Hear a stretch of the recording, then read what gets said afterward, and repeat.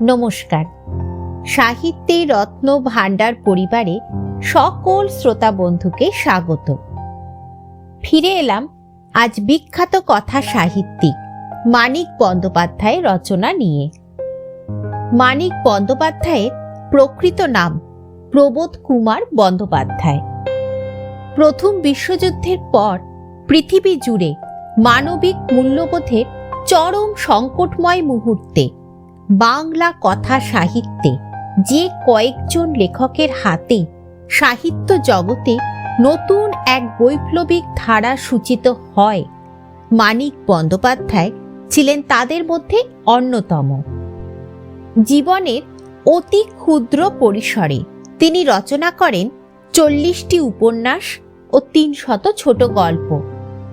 তার রচিত পুতুল নাচের ইতিকথা, দিবারাত্রির কাব্য, পদ্মা নদীর মাঝি ইত্যাদি উপন্যাস ও অতসী মামি, প্রাগৈতিহাসিক, ছোট বকুলপুরের যাত্রী ইত্যাদি গল্প বাংলা সাহিত্যের অন্যতম শ্রেষ্ঠ সম্পদ বলে বিবেচিত হয়।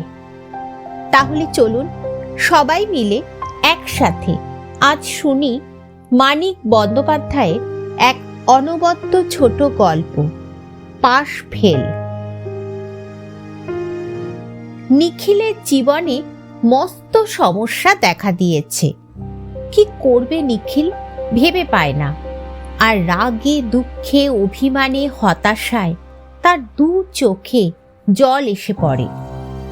পরীক্ষা কাছে এগিয়ে আসছে, এখন থেকে মন দিয়ে পড়াশোনা করা দরকার।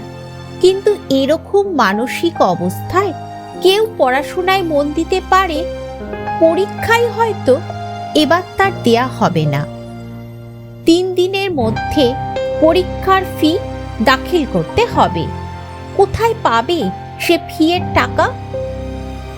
দূর সম্পর্কে এক আত্মীয়ের বাড়িতে কোনো রকমে ঘাড় গুজে থেকে আরো কয়েকজন আত্মীয় স্বজনের দয়ায় কোনো রকমে এতদিন সে পড়ার খরচটা চালিয়ে এসেছে।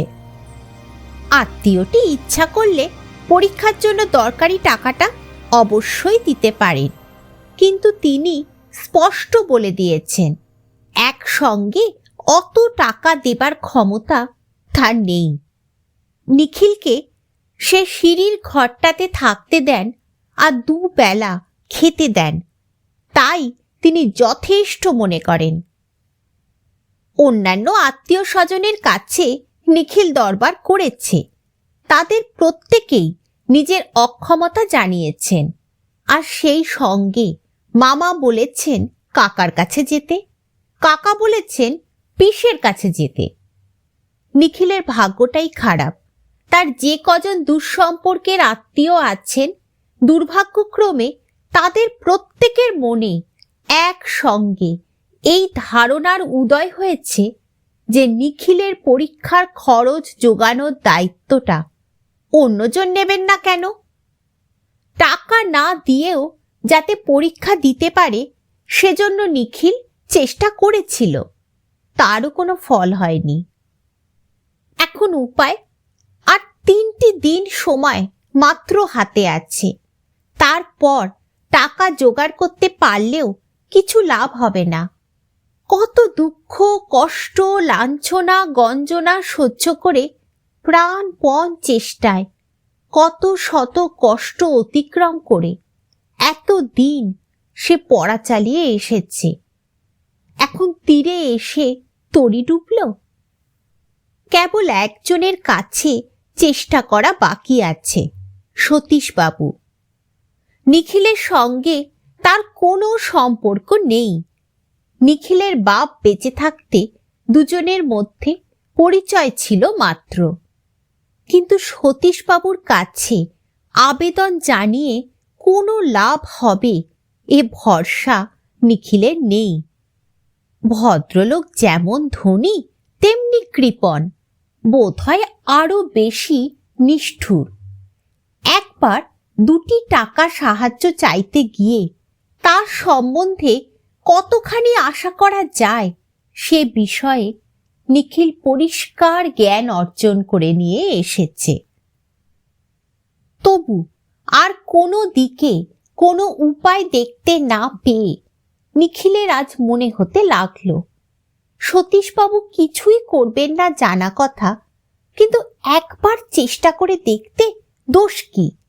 আগেরবার সে যখন গিয়েছিল হয়তো তখন সতীশবাবুর মেজাজ ভালো ছিল না।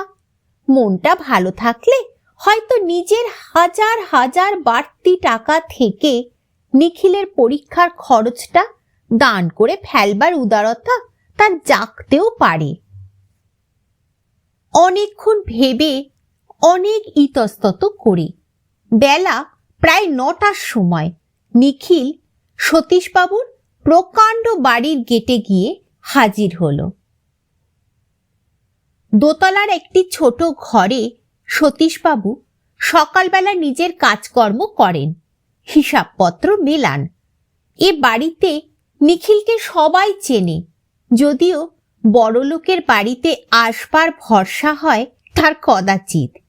দু একজন শুধু জিজ্ঞাসা করল সে কেমন আছে, আর কেউ কোনো প্রশ্ন করল না। নিখিল উপরে গিয়ে সতীশবাবুর ঘরের ভেজানো দরজা ঠেলে ভিতরে প্রবেশ করল। তখন তার বুক ঢিপঢিপ করছে। সতীশবাবু তার শেষ আশা।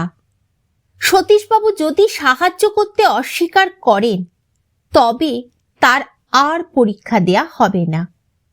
ঘরে ঢুকে সতীশবাবুকে না দেখে এক মুহূর্তের জন্য নিখিল একটু স্বস্তি বোধ করল। পরক্ষণে তার বুকের ঢিপঢিপানি বেড়ে গেল 100 গুণ। টেবিলে খাতা আর কাগজপত্রের পাশে এক তাড়া নোট পড়ে আছে।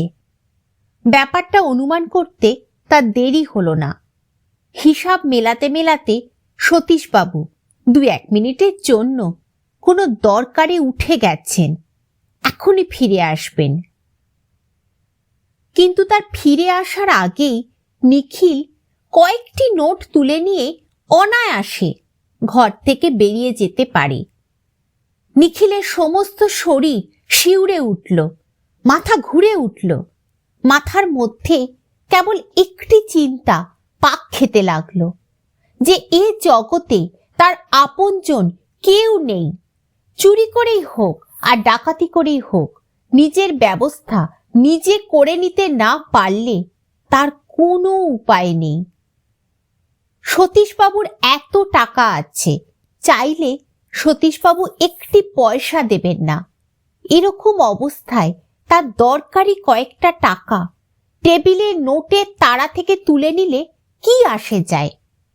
এরকম নিরুপায় অবস্থায় একটিবার জীবনে, শুধু একটিবার চুরি করা এমন কি মহাপাপ?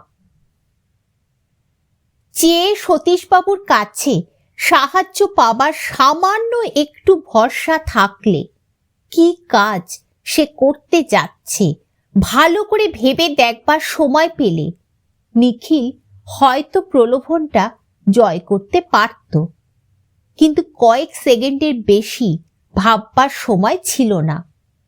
কেবল তার দরকার যাতে মিটবে অনেকগুলি নোট থেকে কেবল সেই কখানা নোট নিয়ে নিখিল ঘর থেকে বেরিয়ে গেল।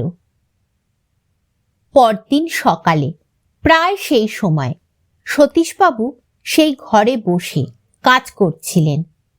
ভেজানো দরজা খুলে চোরের মতো নিখিল ঘরে ঢুকল। সতীশবাবু গম্ভীর মুখে কর্কশ কণ্ঠে বললেন, কি চাই? নিখিল কথা বলতে পারল না। নীরবে কয়েকখানা নোট সতীশবাবুর সামনে রেখে দিল। কিসের টাকা? কাল চুরি করেছিলাম। তা জানি, ফেরত দিচ্ছ কেন?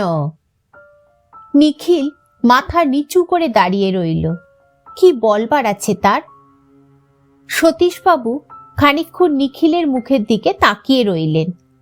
তারপর তিনি যখন কথা বললেন মনে হলো গলাটা যেন অনেক কোমল হয়ে এসেছে।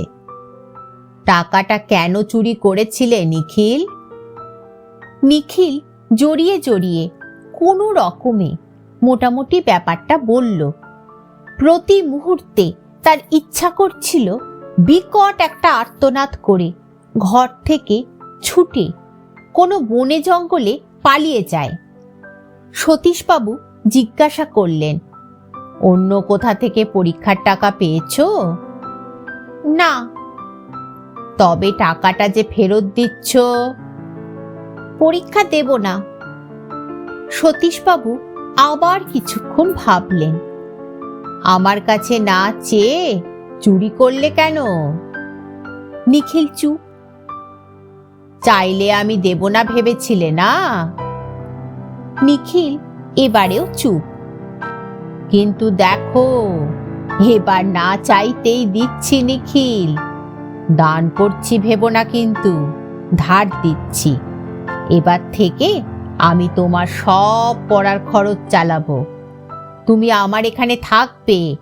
পড়াশোনা শেষ হলে তোমায় আমার একটা কাজে লাগিয়ে তোমার মাইনে থেকে সব শোধ করে নেব। কেমন? নিখিল সজল চোখ বুজে শুধু ঘাড় নেড়ে সায় দিল। শেষ হলো আজকের গল্প পাশ ফেল।